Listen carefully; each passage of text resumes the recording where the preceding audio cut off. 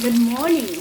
Mayroon na naman tayong recipe or set of menu na gustong ibahagi sa inyo. Mag-start tayo dito sa pagpiprito ng isda. Pritong isda. Yan, napakasimple lang.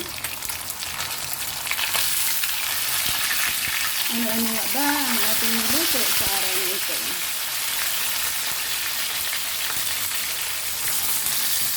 Piritong isda.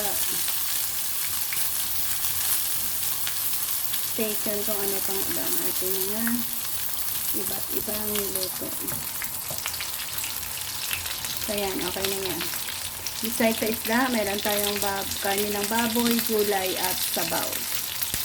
So, check out kung ano nga ba ang mga recipe na ating ipapakita sa inyo. Ayan, okay na ito. Crispy na. At yan na nga. O, diba? Perfect. Ang ganda ng pagkaprito natin. Next na ating pinapalambot ay ang itlog. At yan. Karne ng baboy.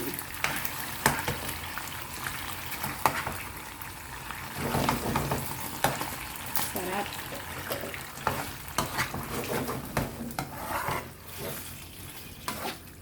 Malambot na actually ito.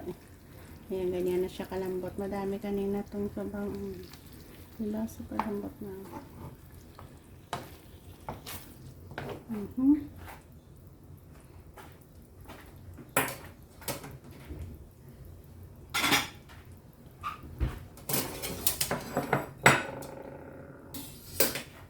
At ready to serve.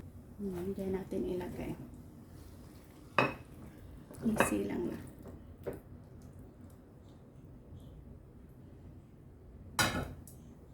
Ano-ano nga ba ang ating niluto sa araw na ito? Come, join and check out.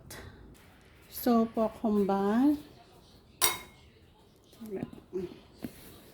Meron tayong pokhomba, lotus seeds with buto-buto, gulay, dalawang klaseng gulay at piniritong isda. So, yan ang ating pagkain na pagsalu-saluhan na naman sa araw na ito. Thank you for joining. Keep us all safe and God bless. Bye-bye.